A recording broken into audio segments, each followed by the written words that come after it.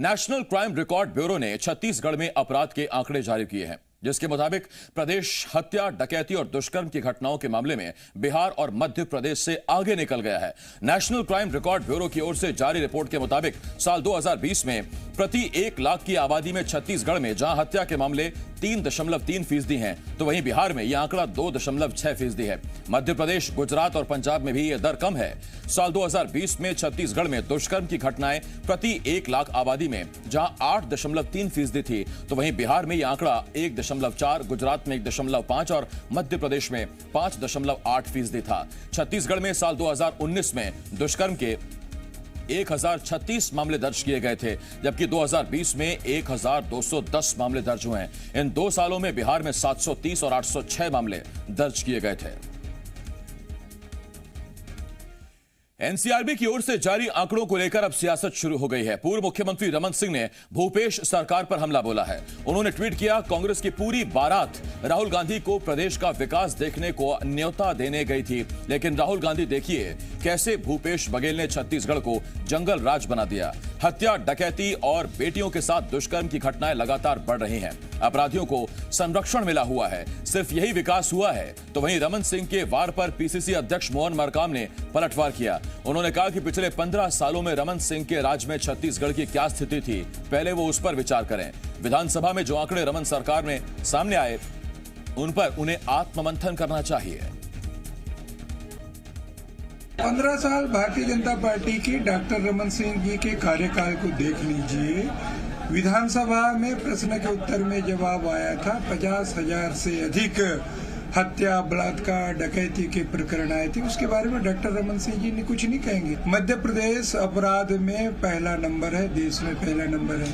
उसके बारे में डॉक्टर रमन सिंह कुछ नहीं कहेंगे क्या? सिर्फ और सिर्फ सत्ता जाने के बाद जो उनको राजनीति दिखती है, उसमें डॉक्टर रमन सिंह को सोचना चाहिए। और इस वक्त रजनी ठाकुर, जी मीडिया संवाददाता, हमारे साथ जुड़ रही हैं। रजनी, सबसे पहला सवाल तो यही, गुजरात मॉडल के बराबर छत्तीसगढ़ मॉडल को खड़ा करने की कोशिश और कांग्रेस की इस कोशिश को एनसीआरबी का बड़ा झटका।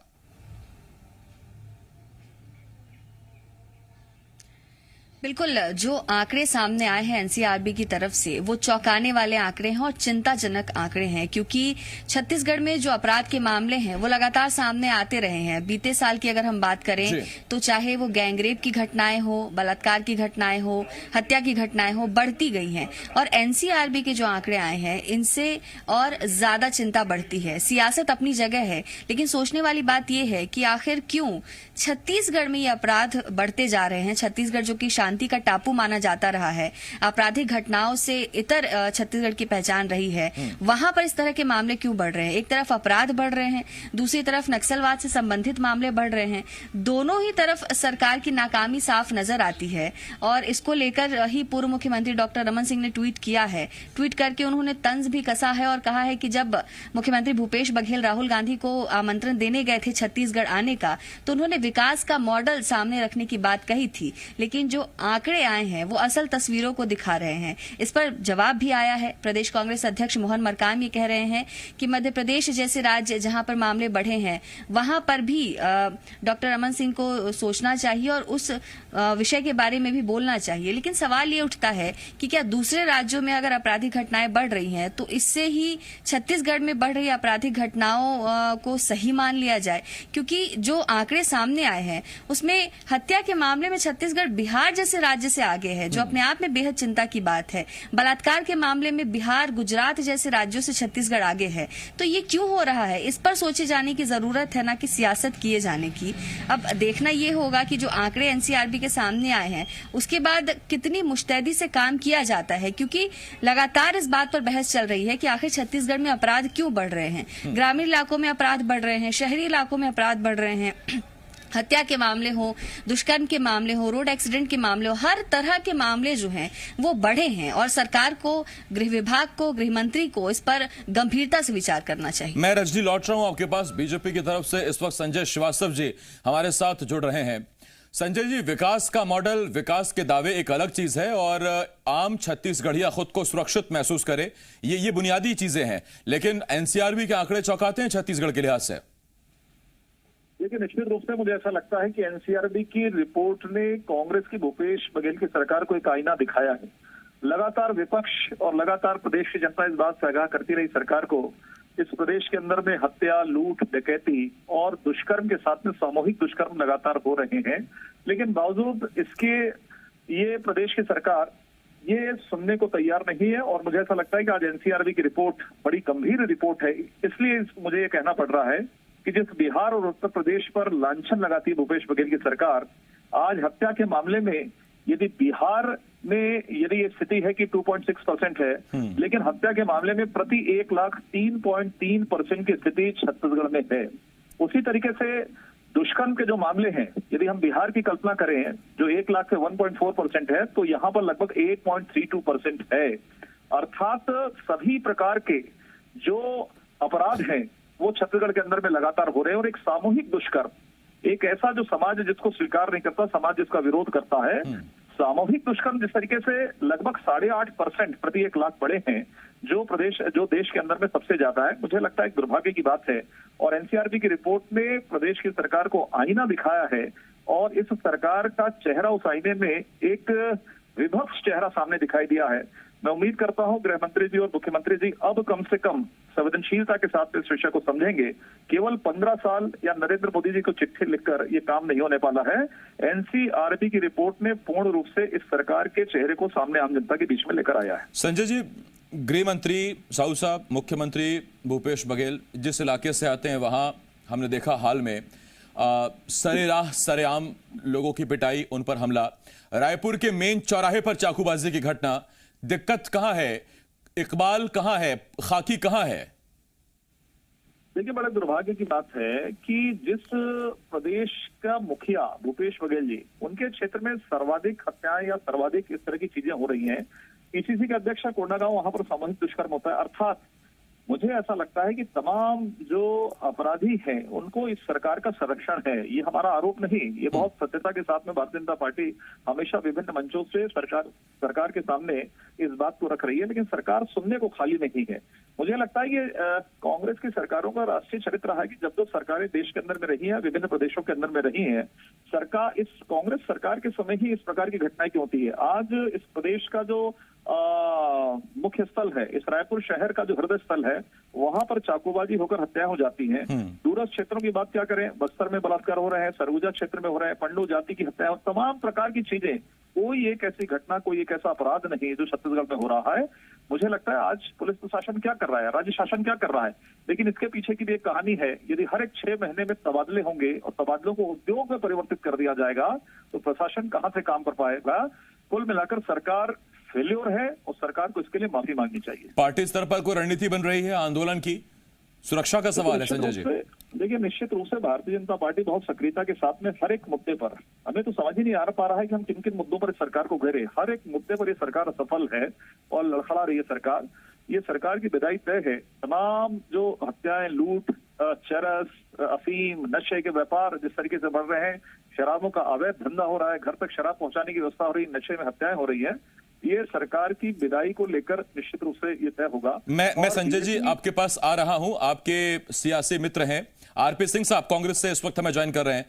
आरपी सिंह जी, देखिए, बिहार की जनता या बिहार की छवि को नुकसान पहुंचाने का कोई मतलब नहीं, कोई हमारी मंशा नहीं, लेकिन जो बिहार कभी क्राइम के लिए बदनाम था, आज छत्तीसगढ़ ने अपराध में बिहार को पीछे छोड़ दिया। सर देखिए, पहली बात तो मैं संजय जी जो कह रहे थे उसको सुन पाया, जहां तक उनकी बातों को जवाब देना चाहूंगा।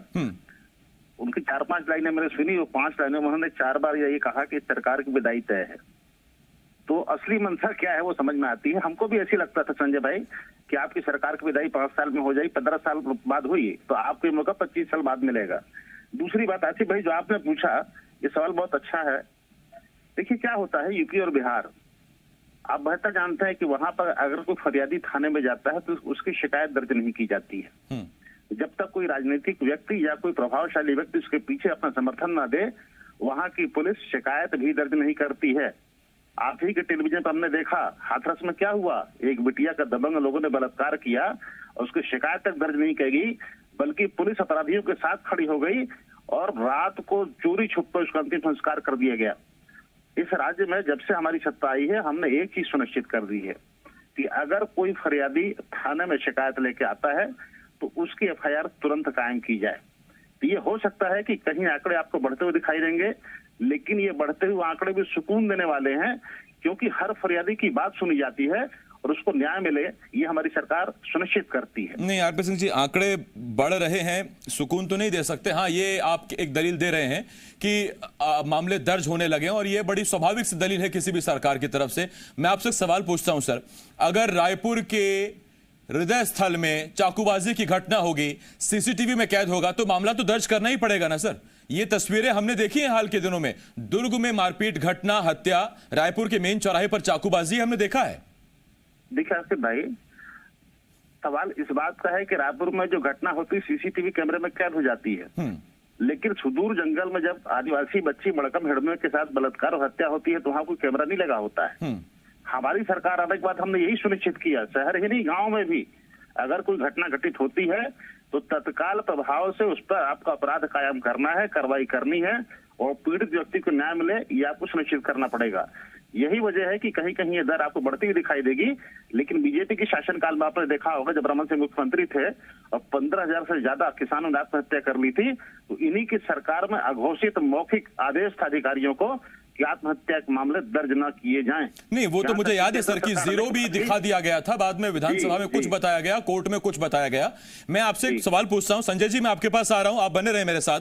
आरपी सिंह जी, सवाल मेरा आपसे है कि अगर छत्तीसगढ़ में अपराध के मामले इसलिए ज्यादा दिख रहे हैं कि यहां बड़ी फ्रीक्वेंटली एफआईआर दर्ज की जा रही है और बहुत इजीली एफआईआर दर्ज हो जाती हैं, तो बगल के प्रदेश मध्य प्रदेश जहां बीजेपी की सरकार है, क्या वहां भी इसलिए मामले ज्यादा हैं क्योंकि शिवराज सरकार भी वहां हर गरीब की फरियाद सुन रही है, एफआईआर दर्ज कर रही है?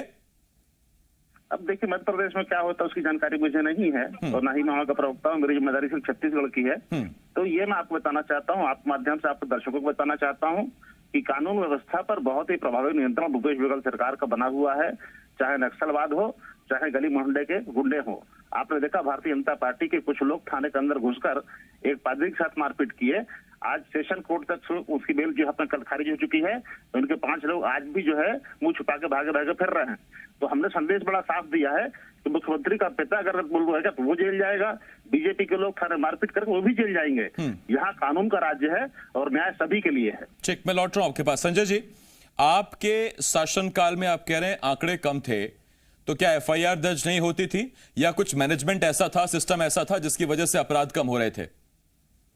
देखिए, बड़ा आश्चर्य है और बड़ा हास्यास्पद भी लगता है कि जब कांग्रेस के नेता का इस तरीके का बयान आता है तो मैं ये समझूं इसका विश्लेषण कि उनकी स्वीकारोक्ति है और उनको इस आंकड़ों से कहीं कोई फर्क नहीं पड़ता। जो हम कहते हैं उनको उन्होंने स्वीकार किया कि ठीक है, बढ़ गया, हत्या हो गई, दुष्कर्म।